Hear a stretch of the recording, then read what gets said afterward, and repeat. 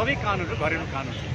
त्यसैले एमसीसीको त्यो प्रावधान चाहिँ हाम्रो संविधानसँग बाजिएको कारणले त्यस्तो किसिमको एमसीसीको प्रावधानलाई हामीले आत्मसात गर्न सकिँदैन, त्यसैले संसदले पारित गर्नु हुँदैन भनेर भनिएको छ। दोस्रो के भनिएको छ भने एमसीसीको प्रोजेक्ट लागू भएको ठाउँमा यदि त्यहाँ कुनै अपराध भएको खण्डमा पनि कुनै गैर कानुनी काम भएको खण्डमा पनि नेपाली अदालतले मुद्दा पनि हेर्न पाउँदैन र सुरक्षा निकायले सुरक्षा गर्न पनि पाउँदैन र कुनै किसिमको खोज तलास गर्न पनि पाउँदैन।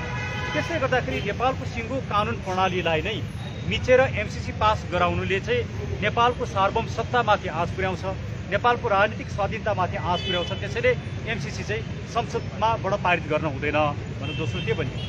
तेस्रो के भन्यो भने एमसीसीले के भन्छ भने नेपालको सरकारले चाहिँ अमेरिकी कानुन र एमसीसीले दिएको निर्देशन पालना गर्नुपर्छ भन्छ। यदि हामीले विदेशीको कानुन र विदेशीको निर्देशन पालन गर्नु हो भने त्यो भनेको उपनिवेशवाद हो। त्यसैले एमसीसीले चाहिँ नयाँ किसिमको उपनिवेशवाद सुरु गर्यो। यसले हाम्रो राजनीतिक स्वाधीनता, सार्वभौम सत्ता यी सबैलाई चाहिँ चुनौती दियो।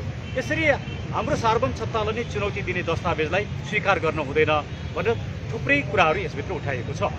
र तेस्रो हामीले के भनेका छौँ मैले के भनेको छु यसमा भने यदि एमसीसी पास गर्नुपर्छ भने मुलुकको ऐतमा भएका यी प्रावधानहरू अन्तर्राष्ट्रिय कानुनमा के हुन्छ भने एउटा रिजर्भेसन भन्ने क्लज हुन्छ। भियना कन्भेन्सनको आर्टिकल 14 मा रिजर्भेसन भन्ने एउटा क्लज छ। त्यो रिजर्भेसन भनेको चाहिँ हामी यति कुरामा चाहिँ हामी मान्दैनौँ, त्यसैले यी कुराहरू चाहिँ हाम्रो संविधान हाम्रो कानुन प्रतिकूल छन्, त्यसमा चाहिँ हाम्रो विमति छ, हाम्रो रिजर्भेसन छ भनेर पठाउन सकिन्छ। र त्यो सूचना दिइसके पछाडि अर्को पक्षले त्यसमा विरोध जनाएन भने त्यो रिजर्भेसन राखेको कुराले मान्यता पाउँछ। त्यसैले हामीले के यो रिटमा के उठाएका छौँ भने अहिले संसदमा चाहिँ एक किसिमको प्रस्ताव पेश गरेर संसदमा प्रस्ताव लिएर जाने र त्यो प्रस्तावलाई नै आधार मानेर एमसीसी पास गर्ने भन्ने कुरा आएको छ। हामीले एकतर्फी रूपमा लिएर गएको कुनै पनि किसिमको प्रस्ताव या निर्णय त्यो सन्धिको अङ्ग पनि हुन सक्दैन, त्यसले सन्धिलाई परिमार्जन पनि गर्न सक्दैन, संशोधन पनि गर्न सक्दैन। त्यसैले यो चाहिँ आम नेपाली नागरिक र मुलुकलाई झुक्क्याउने कुरा हो। त्यसले यदि संसदमा लगेर पास गरे भने हामीले थुप्रै बुदाहरू उठाएका छौँ। ती राष्ट्रघाती बुदाहरूलाई चाहिँ हाम्रो रिजर्भेसन छ भनेर हामीले अन्तर्राष्ट्रिय कानुन अनुसार भियना कन्भेन्सन अन्तर्गत रिजर्भेसन राख्नुपर्छ। त्यस्तो सूचना अमेरिकालाई दिएर उनले त्यसमा विमति छैन भनेर लेखिसके पछाडि मात्रै संसदबाट पास गर्न पाइन्छ, अन्यथा यो पास गर्नु हुँदैन भन्ने हाम्रो तेस्रो तर्क त्यो रहेको छ।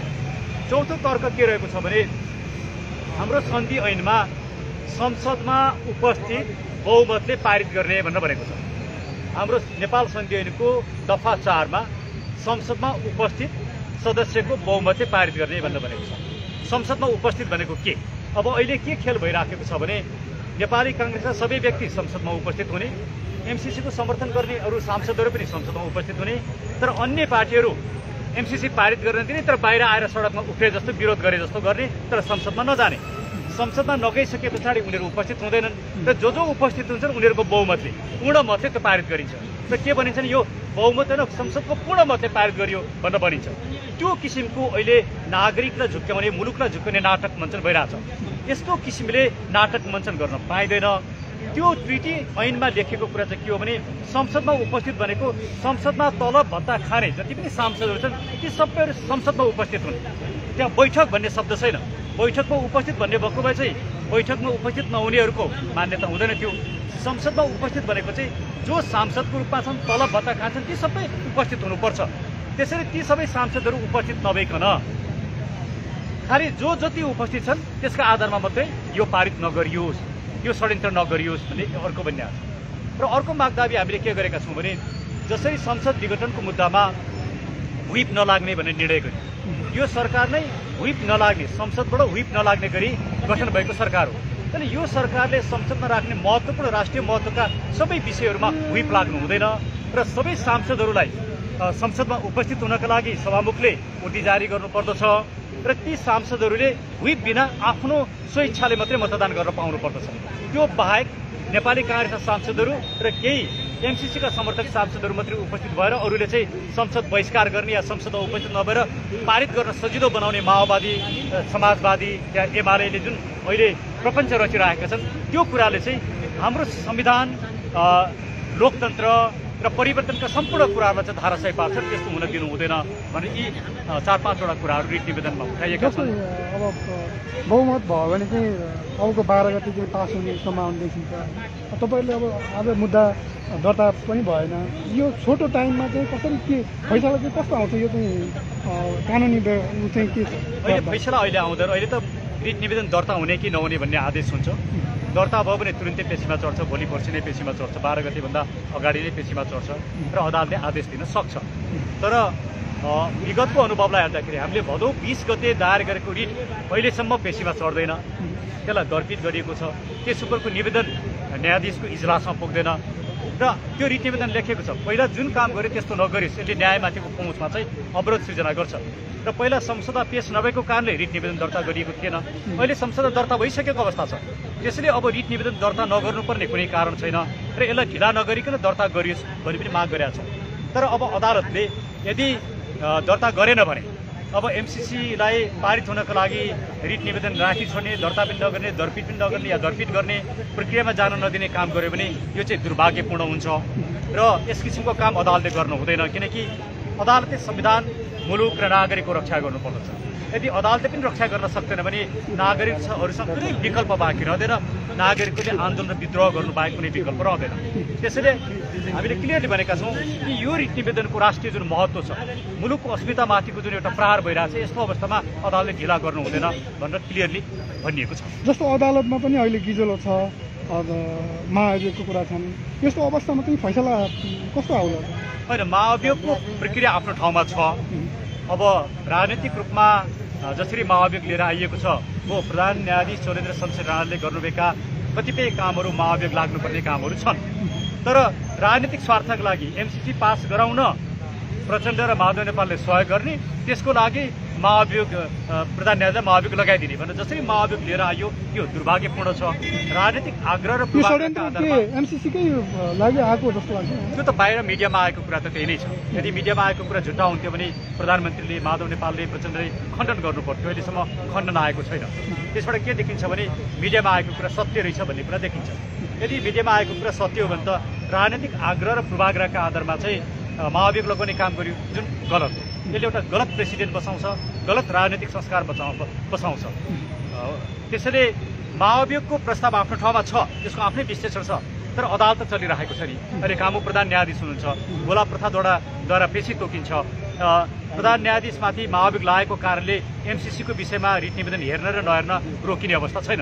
तर आज सबभन्दा ठुलो षड्यन्त्र कहाँ भइरहेछ भने नेपाली काङ्ग्रेस र एमसीसीलाई समर्थन गर्ने सांसदहरू मात्रै संसदमा उपस्थित हुने, अरूहरूले संसद बहिष्कार गरे जस्तो गर्ने, विरोध गरे जस्तो गर्ने र पारित हुन दिने र कानुनमा भएको एउटा ग्रे एरिया, कानुनमा भएको अस्पष्टतालाई टेकेर एमसीसी पास गर्ने जुन षड्यन्त्र भइरहेको छ, यसको लागि चाहिँ सम्पूर्ण नागरिकहरू सचेत हुन जरुरी छ। त्यसैले हामीले के भन्छौँ भने यो 12 गते, यही फागुन 12 गते सम्पूर्ण नेपाली नागरिकहरू 12 बजे माइतीघर मण्डलमा आउनुहोस्। यहाँबाट हामी संसद बन्द गरेर संसद भवन घेर्नु पर्दछ। त्यो दिन हामीले एमसीसी पास गर्न दिनु हुँदैन। त्यसको लागि हामी अदालतमा पनि लडाइँ लडिरहेका छौँ, त्यो प्रक्रियामा छौँ र हामी सडकबाट पनि लडाइँ लड्नुपर्छ। यो लडाइँ भनेको शान्तिपूर्ण हुन्छ। तर कसैले सरकारले जसरी आज गोली चलाइरहेछ, असुर ग्यास चलाइरहेछ, सरकारले दमन गर्छ भने त्यसको प्रतिकार निश्चित रूपमा हुन्छ, त्यसमा नागरिकहरूले प्रतिकार गर्छन्। र म सरकारलाई भन्छु, सरकारले दमन गर्ने काम नगरोस् र अमेरिकी राजदूतले नेपालको आन्तरिक मामिलामा हस्तक्षेप गरेर के गर्न हुन्छ, के गर्न हुँदैन भनेर बोल्ने काम नगरून्। किनकि यो नेपालको विशुद्ध आन्तरिक राजनीतिक विषय हो, यो हामीले नै निर्णय गर्छौँ। अमेरिकन राजदूतले शासन गर्ने अवस्था नराख्नु। भनेपछि अब आज दर्ता भएन, यहाँहरूले राखेको अहिलेसम्म दर्ता भएको छैन, अझै 4 बजेसम्म समय छ। त्यसैले हामी आशा गरिरहेका छौँ। तर विगतको कुरालाई हेर्दाखेरि दर्ता हुने आशा कम छ। उनीहरूको अनुहार कस्तो भइराखेको छ? तपाईँले कागज लिएर जाँदाखेरि मलिनो छ या उत्साहित देखिएका छन्, यसको अर्थ देखिन्छ नि त त्यहाँभित्रपट्टि? के भन्नुहुन्छ? अब यदि उहाँहरू उत्साहित, तपाईँ पुगेपछि फोन गरे होलान् कतै, केही त्यस्तो केही सङ्केत? राइट, उहाँहरू उत्साहित हुनुहुन्थ्यो। यो मुलुकको ठुलो समस्या हो, यस्तो विषयमा अदालतले बोल्नुपर्छ, कानुन र संविधानको व्याख्या गर्नुपर्छ भन्ने उहाँहरूलाई लागेको भए रिट निवेदन तत्कालै दर्ता गर्नुहुन्थ्यो होला। किनकि यस्तो महत्त्वपूर्ण, राष्ट्रको यत्रो महत्त्वपूर्ण विषय, नागरिकहरू टाउको फुटिरहेका छन्, सडकमा आइरहेका छन्, नागरिकहरूमाथि गोली हानिएको छ, असुर ग्यास हानिएको छ, पानीको फोरा हानिएको छ, निहत्थ नागरिकको प्रतिकार गरेर यस्तो विषय। र संसदभित्रै पनि तपाईँले हेर्नु भने हिजो संसद भवनमा मन्त्रीले एमसीसी पेश गर्दाखेरि त्यहाँभित्र विरोधका आवाजहरू छन्। त्यहाँभित्र मजदुर किसान पार्टीका सांसदले विरोध गरेका छन्, भीमरावजीले विरोध गर्नुभएको छ, अन्य सांसदहरूले माओवादीका सांसदहरूले विरोध गरेका छन्। तर हिजो राप्रपा देखिएन। राप्रपाले पनि त्यहाँ गएर विरोध गर्थ्यो होला, विरोध गरोस् भन्ने हामीले चाहेका थियौँ, तर राप्रपा देखिन। त्यसैले म के भन्छु भने राप्रपा लगायत सबै राष्ट्रवादी शक्तिहरूलाई 12 गते पार्टीको झण्डा लिएर होइन, राष्ट्रिय झण्डा लिएर सडकमा आउनुहोस्, संसद घेर्नु पर्दछ र एमसीसी कुनै पनि हालतमा पास गर्न दिनु हुँदैन। यो सन्देश यहाँहरूको मिडिया मार्फत सबैलाई जाओस् र यहाँहरूलाई यो सन्देश नागरिकमा पुर्याइदिनु भएकोमा म धेरै धेरै धन्यवाद। सुरेन्द्र सर, त्यो अब दर्ता गर्ने फाँटमा बस्ने अधिकारीको नाम पनि सुनाइदिनुहोस् न। अब त्यो व्यक्तिगत रूपमा यसमा नजाउँ, त्यो व्यक्तिगत कुरा होइन।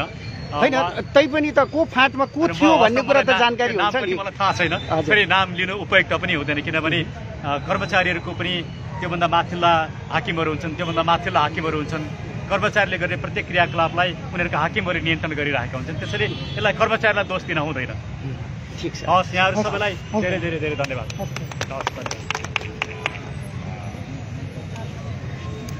दर्शक महानुभावहरू, तपाईँले यतिखेर हेर्नुभयो।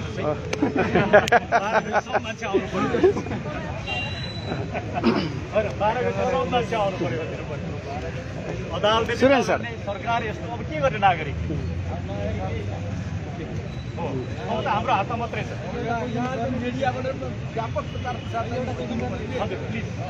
सुरेन्द्र सर, म लाइभमै छु, कन्टिन्यू है। यहाँले अब अहिले दर्ता गर्न जाँदाखेरि निवेदन दर्ता भएन भन्ने जुन कुराहरू यहाँले योभन्दा अगाडि पनि उठाइसक्नु भएको छ। अबको पाटो तपाईँले 12 गते संसद भवन घेरौँ भन्दै हुनुहुन्छ। यो संसद भवन घेरेर मात्र यसको समस्याको समाधान हो या ती राजनीतिक दल जो अहिले संसदमा सांसद भएर गएका छन् तिनीहरूलाई पनि घेर्नुपर्छ, तिनीहरूलाई घोक्रे ठेक लाउनुपर्छ कि पर्दैन, के छ? होइन, अबको निकास भनेको एक संसद भवन गरेर एमसीसी पास गर्न दिनु भएन। उहाँले कुनै पनि षड्यन्त्र राखेर एमसीसी पास गर्नु भने सम्पूर्ण एमसीसी वादीहरूलाई पराजित गर्नुपर्छ, समाजबाट बहिष्कार गर्नुपर्छ, आउँदै निर्वाचनमा हराउनुपर्छ र यो शासन व्यवस्था नै अन्त्य गर्नुपर्छ र नयाँ सरकार आएर एमसीसी खारेज गर्नुपर्छ। त्यसको अर्को कुनै विकल्प छैन। एमसीसी हामी स्वीकार गर्न सक्दैनौँ। एमसीसी नेपालको हितमा छैन। कि त नेपालको ऐतमा भएका प्रावधानहरू सबै हटाएर एमसीसीलाई परिमार्जन गरिन्छ भने हामी त्यो स्वीकार गर्न सक्छौँ। तर नेपालको अहितमा रहेको कुनै पनि प्रावधानलाई स्वीकार गरेर हामी एमसीसी आत्मसात गर्न सक्दैनौँ। त्यसैले अहिलेको वर्तमान सत्ता र सरकार एमसीसी वादी भइसकेको छ, एमसीसीसँग लम्पसार परिसकेको छ। त्यसले यसको एउटै मात्रै अब समाधान भनेको 12 गते एमसीसी पास गर्न नदिनु, त्यस पछाडि यो सत्ता र सरकारलाई हटाएर यो व्यवस्था नै परिवर्तन गर्नुको विकल्प छैन। 2017 सालदेखि जहाँसम्म रामशरण महतजीको कुरा आइरहेछ हो, यो एउटा अन्तर्राष्ट्रिय कानुनको आधारमा बनाइएको एउटा दस्तावेज हो। यो दस्तावेजका विशेषज्ञ भनेका अन्तर्राष्ट्रिय कानुनका विशेषज्ञ हुन्छन्। रामशरण महत जस्ता अर्थशास्त्रीहरू यसका विशेषज्ञ होइनन्। अब जस्तो कि अब नेपाली काङ्ग्रेसका महामन्त्रीले ओली सरकारले ल्याएकोलाई हामीले अनुमोदन गर्दैछौँ भनेर पन्छिन खोजिराखेको छ नेपाली काङ्ग्रेस, के भन्नुहुन्छ? होइन, नेपाली काङ्ग्रेसले त्यो भनेर पन्छिन खोजेको छैन। नेपाली काङ्ग्रेसले यसलाई पास गर्नका लागि प्रस्ताव लिएर गइसक्यो। पास गर्नका लागि शेरबहादुर देउबाजी अब लागिरहनु भएको छ। उहाँले एमसीसीलाई बोकेर हिँड्नु भएको छ। अब मुलुक दुईटा किताबमा बाँडिन्छ, एउटा एमसीसीवादी किता, एउटा एमसीसी विरोधी किता, एउटा राष्ट्रवादी किता, एउटा एमसीसीवादी अमेरिकावादी किता। अमेरिकालाई पनि म के अनुरोध गर्न चाहन्छु भने तपाईँ नेपालको मित्र हो भने यत्रो नेपाली नागरिकहरू सडकमा आएर विरोध गरिरहँदा, टाउको फुटाइरहँदाखेरि तपाईँको पनि मन दुख्नु पर्ने। तपाईँ एउटा डेमोक्रेटिक कन्ट्री भने नेपालका नागरिकहरूले लोकतन्त्रका लागि जुन लडाइँ लडिरहेका छन् र जुन भावना र आवाज उठाएर छन् त्यसलाई तपाईँले आत्मसात गर्नुहोस् र एमसीसी कृपया फिर्ता लानुहोस् या नेपाली नागरिकले भने जस्तै परिमार्जन गर्नुहोस्। यो दुईटा भन्दा तेस्रो विकल्पमा जानुभयो भने त्यसले तपाईँलाई पनि राम्रो हुँदैन। 12 गतिको कार्यक्रम कस्तो रहन्छ तपाईँहरूको? शान्तिपूर्ण रहन्छ। आम नेपाली नागरिकहरू सडकमा आउनु पर्दछ। हामी 2-4 जना, 2-400, 2-4 हजार आएर पुग्दैन, लाखौँ मानिस आउनु पर्दछ। स्वतस्फूर्त रूपमा मुलुकलाई बचाउनलाई एकचोटि तपाईँ आउनुहोस्, एक दिन त आइदिनुहोस्। त्यो एक दिन लाखौँ मान्छे आइदिनु भयो भने एमसीसी पास पनि हुँदैन र यी सत्ताधारीहरू सत्ताबाट पनि हट्छन्। त्यसैले त्यो शान्तिपूर्ण हुन्छ। तर यदि सरकारले दमन गर्छ भने त्यसको प्रतिकार हुन्छ, त्यसमा विवादै छैन र त्यसको जिम्मेवारी स्वयं सरकार र अमेरिकी राजदूत हुन्छन्। हस्, धन्यवाद।